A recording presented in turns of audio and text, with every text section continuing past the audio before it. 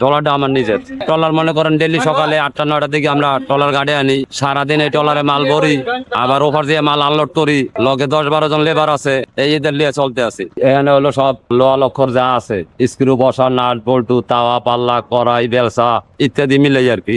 এই মালগুলো আমরা ইমানগঞ্জ মার্কেটে সাপ্লাই দিই, ওইখান থেকে বিভিন্ন জেলায় যায়। আমার ট্রলারের জগৎ শুরু 2004-এ। প্রথমে কাঠবডি 2-3টা কিনছি, বেচছি, পাল্টাইছি, আর তারপরে স্টিল বডি এটা লইয়া 4 নম্বর চলে। মনে করেন 1.5-2 বছর চালাই আবার বেঁচে ফেলাই। আমরা মানে অর্ডারই বানাই নি, রেডিমেড কিনি। আমরা ইমানগঞ্জ মার্কেটে সাপ্লাই দিই, ওখান থেকে ওই দোকানদারের মাধ্যমে বিভিন্ন জেলায় এবং বাইরেও যায়।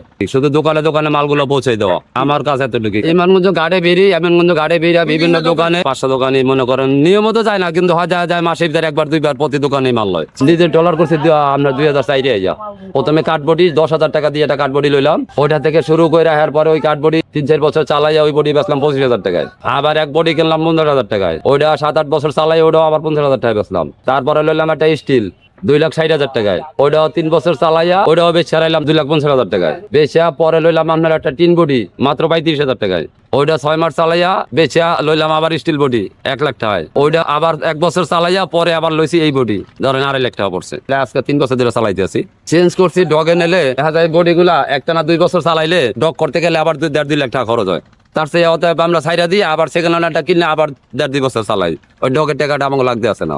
হয়তো দেখা যায় ভালো বডি পাইলাম, ছাইরা দিয়ে আবার একটা লইলাম। এখন এটা কোন সময় কোন অবস্থায় পাবো এটা তো সঠিক বলতে পারবো না। আমাদের এমনি এখানে খরচ কম, যা আয় করি দেখা যায় যে আমরা যদি ডেলি 1,000 টাকা আয় করি, আমাদের 1-150 টাকা খরচ হয়। আর আমার যে তেলের ট্রলারের যে তেল, আমরা নদীর এফার দিয়ে ওভার যাই তো কাছাকাছি, দেখা যায় 3 লিটার তেল কিনলে আমার 15 দিন জায়গা। আর দূরের খেপে গেলে তেল বাড়তি লাগে। যেমন আমরা হলাম গরিব ফ্যামিলির লোক, বাপ গরিব, ছোটবেলাতে কাজ কাম করি, মানুষের কাজ কাম করে এই পর্যন্ত আইসি। আল্লাহ কতদিন করায় বলতে পারুম না। একদিন আমার বাবার সাথে দ্বন্দ্ব হইলো, ঝগড়া কার্য হইলো, মনে আর কি খুব রাগ খুব জমলো যে দুধ দেশি খাওয়াব না। চলে এলাম ঢাকা, প্রথম নাম যাত্রাবাড়ি দিয়ে আইলাম গুলস্তান দিয়ে আইলাম হজঘাটেতে প্রথম কামে লাগলাম মিটপুর টালি স্টানে। এইখান থেকে এই কাজ যে করতো আমার ওস্তাদ, তার বাসা আর আমার বাসা একখানে আছিল।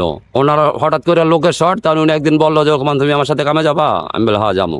পরে এসে এই কাজ করলাম আপনার 98 পানির ভিতরে। এখানে গেলে এই সমস্ত রোডে পানি, গলাহমান পানি 98। আমরা এই রোডে নৌকা চালাই, বাদামতলি দিয়ে আমরা নৌকা চালাইছি। ওই সময় এই কাজ ধরছি, ওই কাজ এখন পর্যন্ত আল্লাহ টিহাই রাখছে। এই লাইনে আমার আজকে কাজের বয়স প্রায় 28 বছর, অনেকদিন ধরে করতে আছি। আর এটাই করে চলে বেড়ে খাইতে আছি, আল্লাহর কোনো সমস্যা নেই। আমাদের টলার নাম হলো মা বাবার দোয়া। মা বাবা আমার জীবিত আছে এবং তাদের খাওয়ান পরন সবকিছু আমার দায়িত্বে। ভাই বোন আত্মীয় স্বজন যারা আছে সবারই মোটামুটি দেখাশোনা আমি করি, বাকি আল্লাহর ইচ্ছা। মানে উসিলা আমি চালাই আল্লাহ। এই জায়গার নাম হলো তাহাপট্টি ঘাট। আমার নাম মোহাম্মদ লোকমান মোল্লা, দেশের বাড়ি বাগেরহাট জেলা, মোড়লগঞ্জ থানা।